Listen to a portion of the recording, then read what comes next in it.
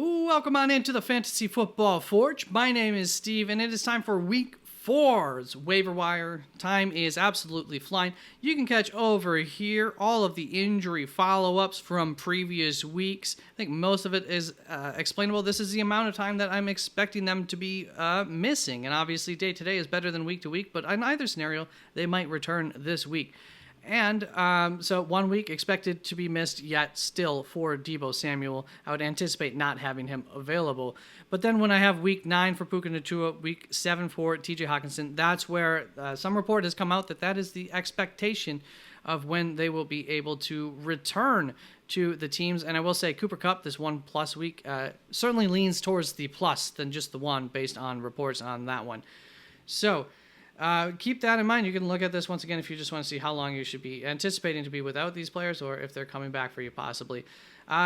Keep in mind, I'm only going to be including guys on this waiver wire list if they are less than 50% owned on ESPN. Monday Night Football has not happened yet. Any significant injuries/changes due to the Monday Night Football game will be captured in the comments section.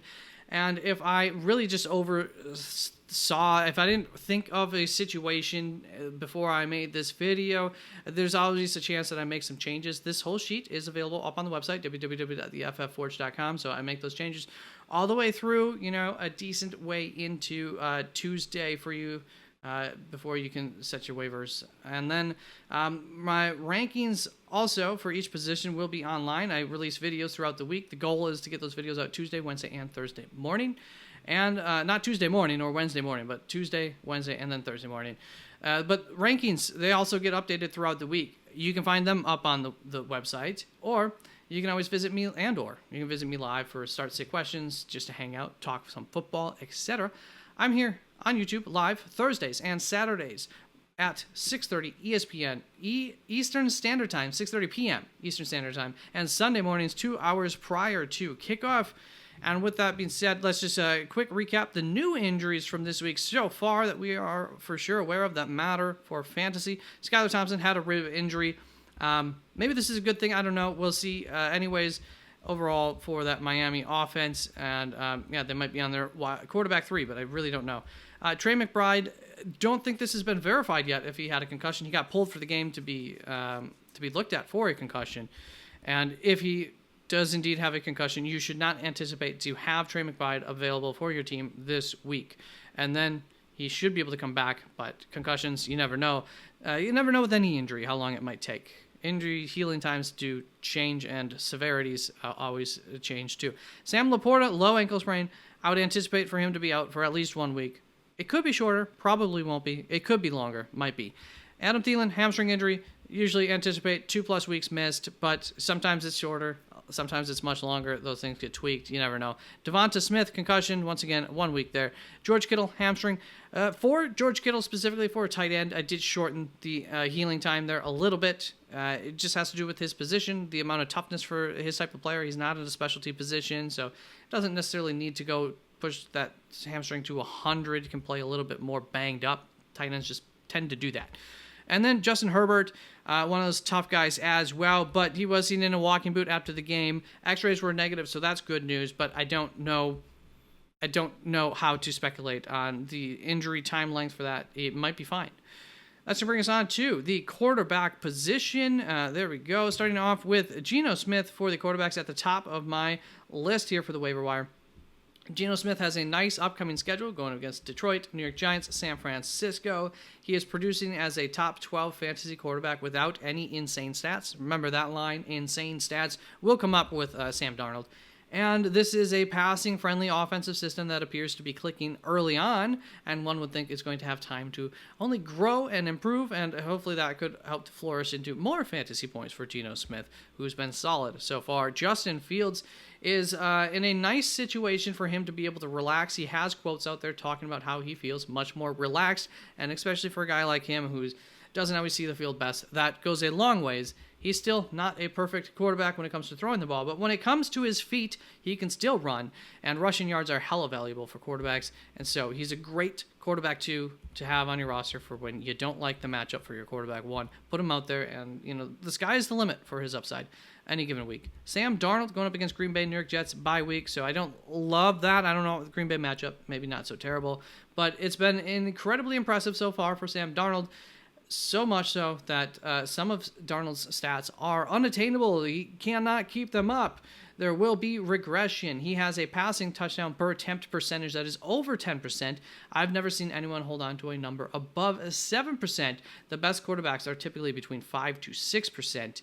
And so any kind of, expect some regression at least back down into that 5-6% number. So almost half in terms of the touchdown per attempt percentage, which obviously goes a long ways towards some good fantasy points. Then honorable mention, Andy Dalton. You're going to be seeing Cincinnati next week, so that's probably solid, something that you could attack, especially in deeper leagues. And then he's got Chicago, Atlanta after that, so not in love with that. And trying to keep these lists a little bit smaller, so he didn't quite make it, but honorable mention there. Running backs, on to them, and at the top of my list, I've got Bucky Irving. Seemingly, it's just a matter of time before Bucky is the lead back in this Tampa Bay backfield, so go get him if he's available. Kareem Hunt, this is a speculative ad. This could absolutely result in nothing. Carson Steele did do well, and I still believe that Carson Steele's upside and explosiveness is capped, however, enough that the team would like to give Kareem Hunt a chance to show that he can still provide an explosive element to this offense. Kareem Hunt's skill set is closer to that of Samaje's, I would say, in some ways. So even with his involvement, there's a chance. I'm not saying to drop Carson Steele or anything like that. Carson Steele could still hold on to most of or even all of his role. That's very possible in this Kansas City offense, which is not invaluable or not unvaluable, whatever. It has value. And but there's also a chance here that Kareem Hunt could come in and really just take over a lot of what Isaiah Pacheco was doing and just be more of an all-around back for them every down. Cam Akers, Jacksonville, Buffalo on the coming weeks. So solid matchups in the 2 weeks. I suspect that he will be the lead back on the Houston Texans offense for at least another week or more, and the upcoming matchups are not bad. And then for Rico Dowdle, he has become the starting running back for the Dallas Cowboys. That seems a sure thing. This upcoming week versus the New York Giants is a fine matchup, but it's rough slotting after that for some time. So you got the Giants, then you got Pittsburgh, Detroit, really, really rough, and then a bye week. So it's like 4 weeks after this okay matchup before you get anything that, based on where this Dallas offense is, especially where this rushing offense is for Dallas, I'm not really too interested in. However, he should be rostered. There should be a team who could use the services of Rico Dowdle, especially this week. But hopefully it's not your team, and hopefully you can just hold on to some of these other guys, a speculative ad, or the Ray Davises of the world. Speaking of Ray Davis, Tyrone Tracy is another name I just want to add out there. Deeper league, or just a somewhat speculative ad, but like a backup type running back that in the event that the starter running back goes down, you've already got yourself now the next man up, and he's going to be really good, hopefully. So Tyrone Tracy Jr. from the New York Giants, add him to that list. Also, though, speculative ads here. Roschon Johnson. It appeared that Roschon was buried on the Chicago Bears depth chart, but then he outtouched Khalil Herbert in Week 3, which was the first time this season that they have made him active, and he looked good. The speculation here that the reason that you might be adding him is that you might think that DeAndre Swift will not continue to be the starting running back of the Chicago Bears, something I started to talk about last week in terms of getting Khalil Herbert off of your the waiver wires, free agency. But based on this last week, it looks like maybe Roschon is actually the man to get. But either way, both of them have a chance here of becoming the starting running back over DeAndre Swift in the coming weeks, and there could be some value to that. Tyrone Tyler Beatty, looking at the Denver Broncos running backs, he's their running back 3, and he outcarried and outperformed both McLaughlin, who I also think is a speculative ad, though, and Javonte Williams when given an opportunity. So if you have Javonte Williams, you should be looking to be prepared to possibly be without him. Will this addition, if you go out and you add Tyler Beatty to your roster, will it result in anything for you? I couldn't tell you. I don't know. But it's worth speculating on and at least having on your roster to see if this is something that continues. But I will say Beatty's opportunities did tend to come towards the end of the game, of course. So maybe Jaleel McLaughlin's the better speculative ad there.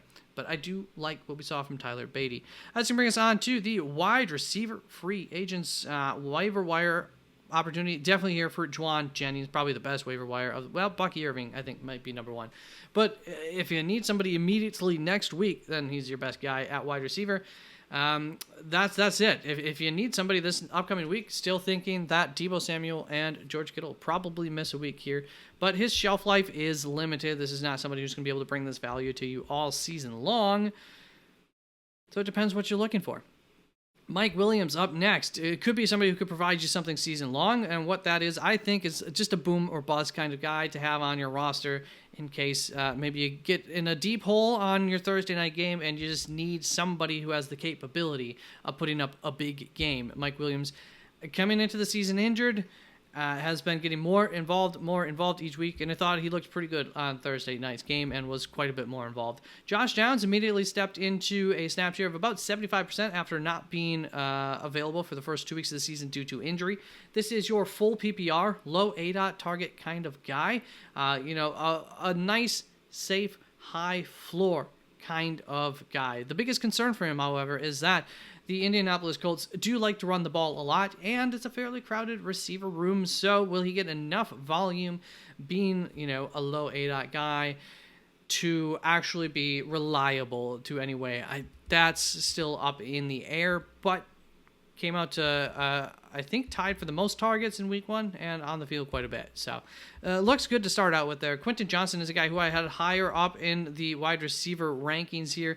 However, with the possible injury to Justin Herbert, I knocked him down. But he is a guy who's been looking more and more good each week. And then Josh Palmer misses the game. I think we're just getting into a situation where he could be settling into this role as the tied for the wide receiver one here on a team that, once again, here the concern is the amount of times that they're throwing the ball. However, for Quentin Johnston, he has a better shot than Josh Downs of being highly efficient, being a big play kind of guy off of play action, and just a better ceiling than Josh Downs, but I'd say even a lower floor by a little bit than Josh Downs as well. Romeo Doubs, with Jordan Love coming back, he's a guy who you can always have on your roster as just a fairly trustworthy high floor guy with a ceiling of sorts because he's on a good offense like Green Bay's. That's what you get with Romeo Doubs. Don't forget about him. He's always available. That's among a long list of guys who are available as free agents that I'm keeping an eye on always. Alec Pierce, Khalil Shakir, Jalen Tolbert, Michael Wilson had a nice week. Expect that to continue to some extent. Wan'Dale Robinson, same idea. Expect that he could be fairly reliable week in and week out based on the first 3 weeks of production. Brandon Cooks, A.D. Mitchell, Jalen Naylor, Jalen Polk, Andre Yoshivas, Jalen McMillan, Xavier Legette, a guy to keep to potentially add even this week. Adam Thielen out, Andy Dalton in equals good things for Xavier Legette, rookie wide receiver there. He didn't quite make my list, but he was very close to making the list there. Trey Tucker is a guy who I want to just quickly let you know. I absolutely love Trey Tucker.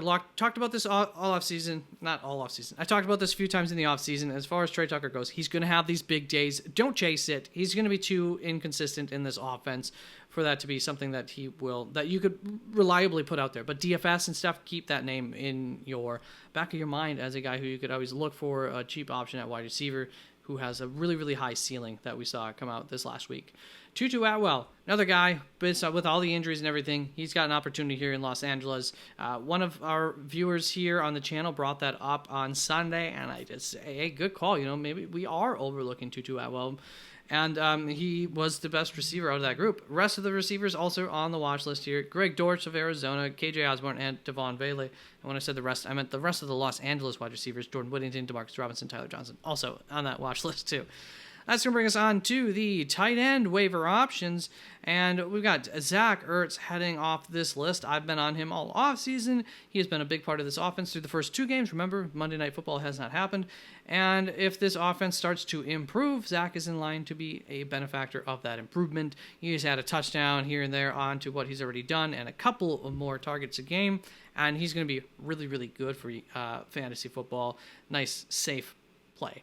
Isaiah Likely is still a great handcuff, by the way. I'm not suggesting you drop him. He's like the only handcuff that there is in the tight end position. However, you can drop him if you need room for something else. Noah Fant, though, second on my list here. So Isaiah Likely's like always here. Just assume that.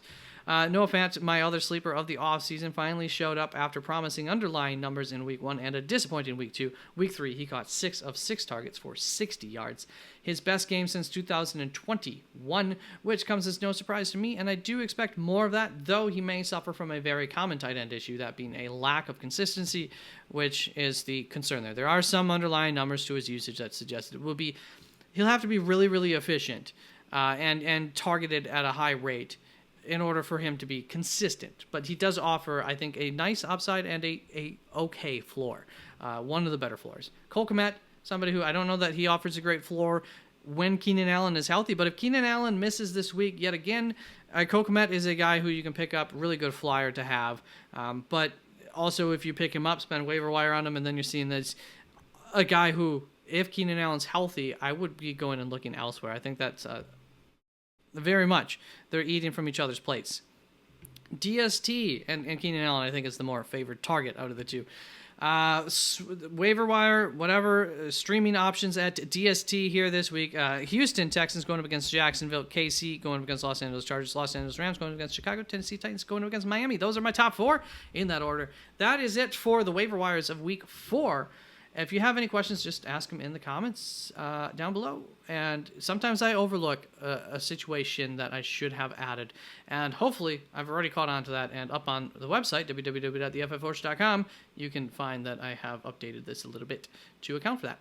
All right, peace out.